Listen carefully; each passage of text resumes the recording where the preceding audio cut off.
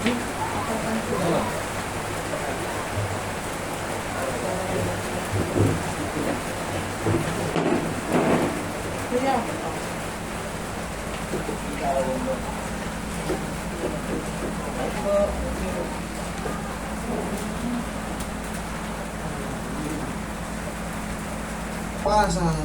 lintik ang sakit. Kaya nga yung sabi ko sa akin, Normal lang po kasi yun. nanggaling din ako sa pagkasabi ko. Ganito, dahil pwede ko namang hindi align yan, pwede kong i-align. Pero baka isipin nyo kasi, lalong hindi hindi nga makalakad yung mata eh. Kumbaga, makikita nyo, kaya may record tayo.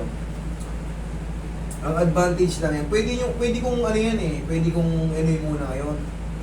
Palipasin muna ng 1 linggo para kaya ng bata kasi baka mababa ang pain tolerance niya.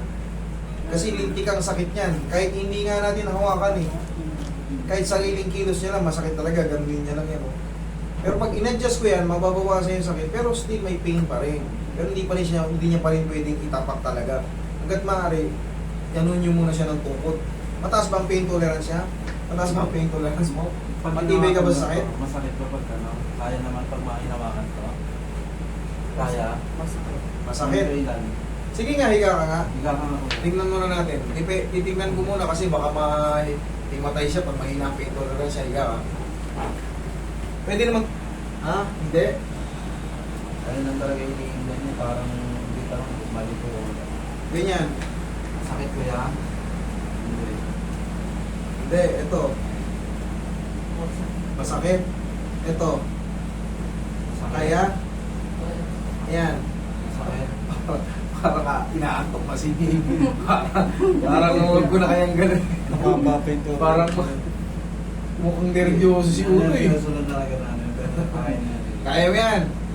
Hindi, sige. Mabilis lang naman to. Si Toto Okay, eh. ano lang yan eh. Okay lang ba siya? Parang Okay na. umihinik na si... Okay ka lang? Okay na. Naano lang parang naiga. Hindi ka ba nahihirapan huminga? Ha?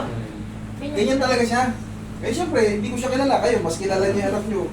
Para makaiwas tayo sa mga ano. Tapusin ko muna ng pagmamahal ng pao. Medyo mahina ako. Nagugunita ako kay Uto eh. Medyo mahina eh. Kaya ko yan. Hindi. Hindi pa ngayon. Hindi, pagka hindi kaya, huwag natin ipilit. Pabalik nyo na lang silang 1 linggo. Okay? Hindi, anuin ko na lang muna. Total, nandito kayo eh. Ganitin ko na lang. Huwag Hindi muna ba natin. siya idol Ano? na parang baliko or what na ano lang siya, na magalang? Hindi. Baka pag sobrang sakit, pinaka-the best ito. Kasi, nahihirapan talaga siya. Ang pinaka-the best nito, ipa-x-ray nyo na muna. Baka nabali yung ganito niya, oh. Dahil mabigat siya, oh. Ito. Baka may fracture siya rito. So, ang pinaka-the best, ang gagawin ko lang dyan, first aid lang muna. Taplosin ko ng pao, tapos babandidgean ko na lang muna. Mukhang hindi niya rin kaya, ino-obserban ko siya. Kaplos pa lang. Kaplos pa lang, oh. Ano, kaya? Mukhang mabigat siya eh. Ang gagawin na lang yan, sir. Pa-x-ray nyo. Para baka mamaya nagkaroon ng fracture yung ano niya. Mas safe. Kaysa attacking ko yan ng ano, without ano. Para, kumbaga, makakapahinga din siya. Mas maganda nga kung walang fracture eh. Sa 1 linggo, balik nyo rito. Babandage ko na lang muna, i-grip ko na lang muna. First aid na lang muna. Hindi mo kaya kuya? Hindi eh. Baka mahimatay yung bata. Yung palation to, lintik ang sakit dito.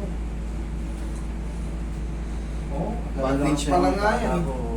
Baliko yung paay. Hindi siya nakasyete. Huwag kayong mag-alala sa ganun. Ang nakakatakot na nito, baka may fracture sa loob. Ito yung ganun. Ito, tsaka ito. Pinaka-the-best yan, pa-x-ray nyo muna. Para makapahinga din siya, ganun na lang muna. Sige na. Alalayan nyo lang siya. Ito lang muna pinaka-the-best natin dyan. Ipa-x-ray para makapahinga naman.